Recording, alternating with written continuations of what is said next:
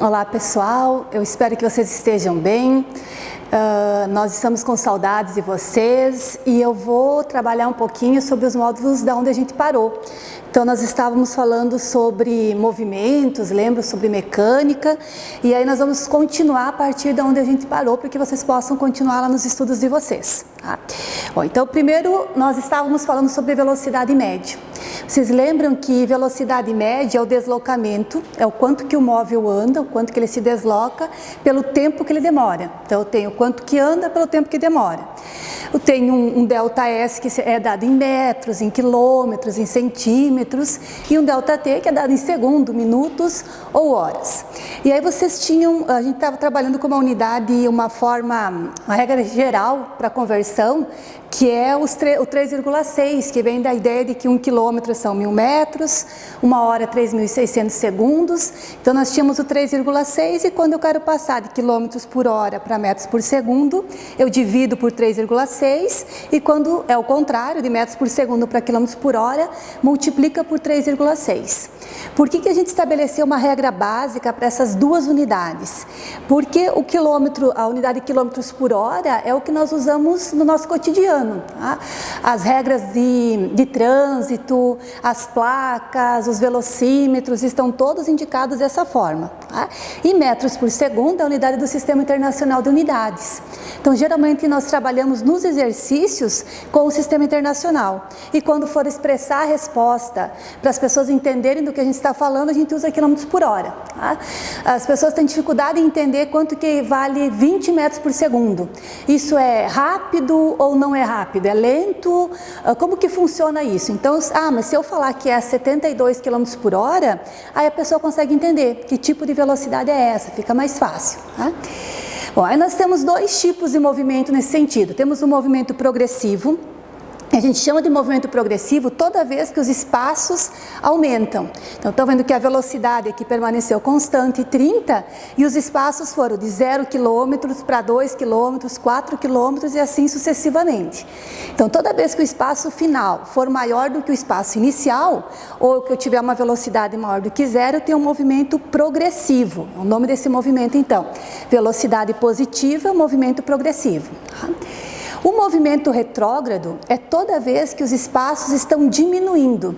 Então é como se ele estivesse andando contra a orientação da reta numérica. A reta numérica tem uma orientação positiva para a direita.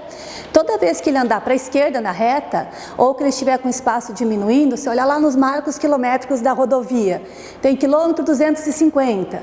Se depois de um certo tempo eu olhar para o próximo marco e o quilômetro for 200, ele diminuiu, então eu tenho uma velocidade negativa, se ela for constante. Então, se a velocidade for constante, quando ela é negativa, o nome do movimento é retrógrado.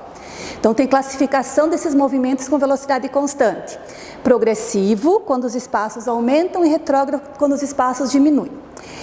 Aí tem a situação quando a velocidade não é constante, quando existe uma aceleração.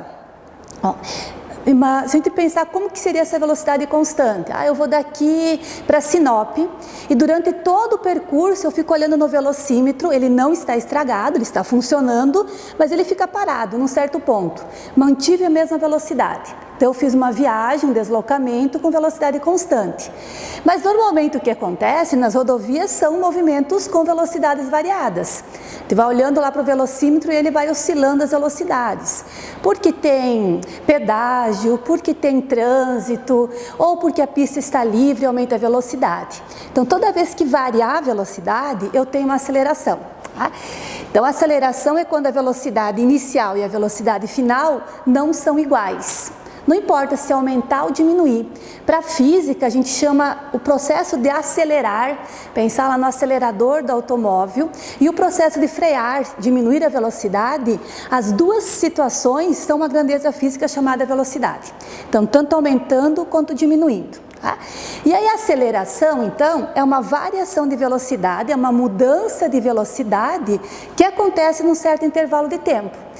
Tá, eu parti, um exemplo que acontece bem comum no nosso cotidiano são essas revistas que lançam veículos novos.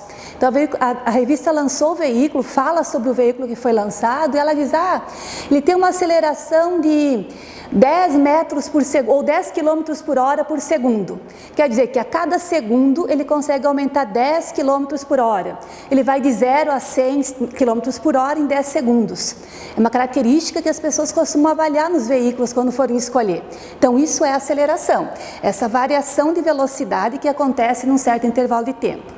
Matematicamente eu tenho velocidade final menos velocidade inicial dividido pelo tempo final menos o tempo inicial. Então eu tenho uma velocidade que vai variar num certo intervalo de tempo.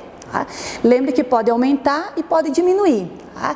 A gente chama de movimento acelerado quando a velocidade vai aumentando. Então eu tenho uma velocidade de 10, foi para 20, foi para 30 e vai aumentando, pode ser de forma uniforme, como está acontecendo aqui, ou pode ser de forma aleatória. Toda vez que aumentar, o nome desse movimento é acelerado. Então tem uma variação de movimento que se chama movimento acelerado. Como que é essa característica? A velocidade final será maior do que a velocidade inicial. Está parado, o veículo está parado e começa a se deslocar quando os pais e vocês vêm buscar vocês na escola. Está estacionado aí, quando vocês chegam no carro, o pai começa a se deslocar. Então eu tenho um movimento acelerado. Tá? Aí geralmente o que acontece? Quando ele vai se deslocando, chega um certo tempo que ou ele continua com a mesma velocidade ou ele vai diminuir novamente. Tá? Nesse primeiro instante, que é do 0 até que ele for se deslocando, eu posso ter duas condições. Então ele pode estar andando a favor da orientação da trajetória, tem lá os marcos numéricos, ele está aumentando os espaços, e aí eu tenho uma velocidade positiva e uma aceleração positiva. Eu tenho um movimento acelerado. Se acontecer o contrário, se os espaços estiverem diminuindo, a velocidade for negativa, for menor do que 0, a aceleração será negativa para o movimento que estiver aumentando a velocidade. Então eu posso resumir dizendo que quando a aceleração e a velocidade têm sinais iguais, não importa se for positivo ou for negativo, se os sinais forem iguais, o movimento é acelerado. Isso quer dizer que ele está aumentando a velocidade ao longo do tempo. Tá?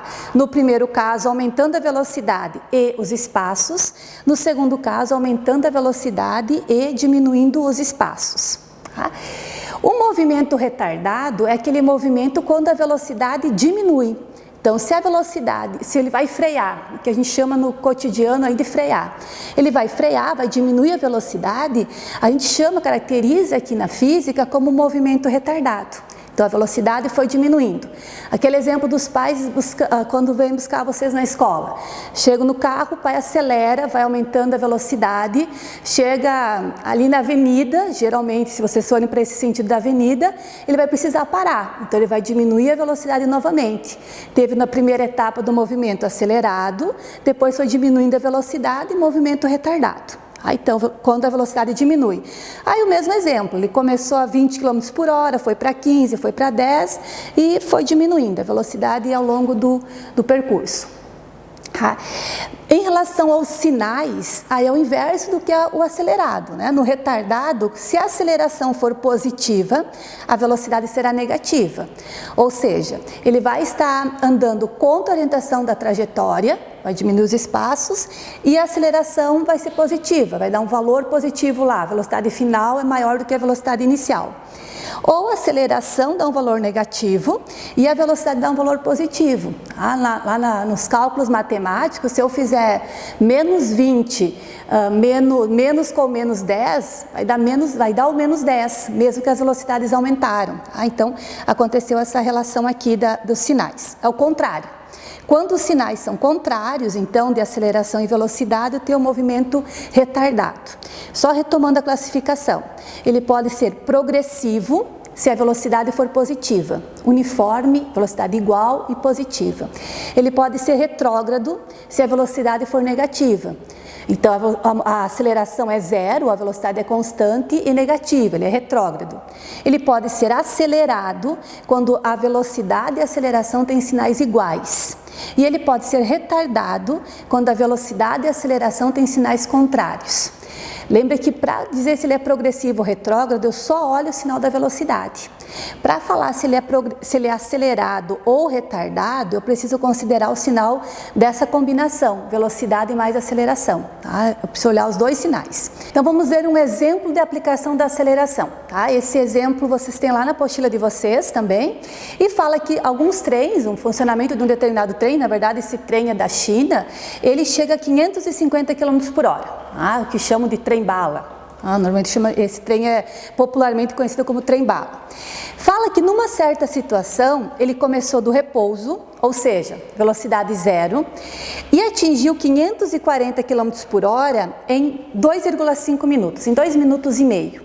Ele quer uma aceleração em metros por segundo ao quadrado. Metros por segundo ao quadrado quer dizer que eu quero uma velocidade em metros por segundo que vai sofrer uma variação no tempo em segundos. Isso é metros por segundo ao quadrado. Bom, então, se a velocidade inicial, que é zero, se a velocidade final, que é 540 km por hora, se dividir por 3,6, para transformar em metros por segundo, são 150 metros por segundo.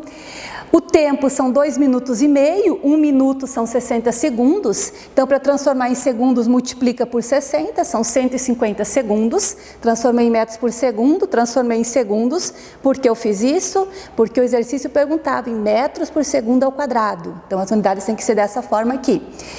A aceleração é variação de velocidade, velocidade final menos velocidade inicial dividido pelo tempo. Então, eu tenho velocidade final 150, velocidade inicial, repouso, que a velocidade é zero, e o tempo, que é 150. Lembro que quando fala repouso ou parado, é zero, tá? Ele pode começar do repouso ou parar, a velocidade é zero.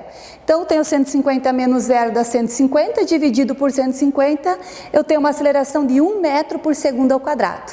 Quer dizer que a cada segundo, a velocidade aumenta 1 metro por segundo.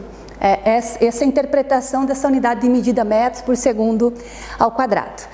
Então, são os próximos 3 módulos que vocês podem resolver lá na apostila, 7, 8 e 9, que fala de aceleração e classificação de movimentos. Ok, pessoal?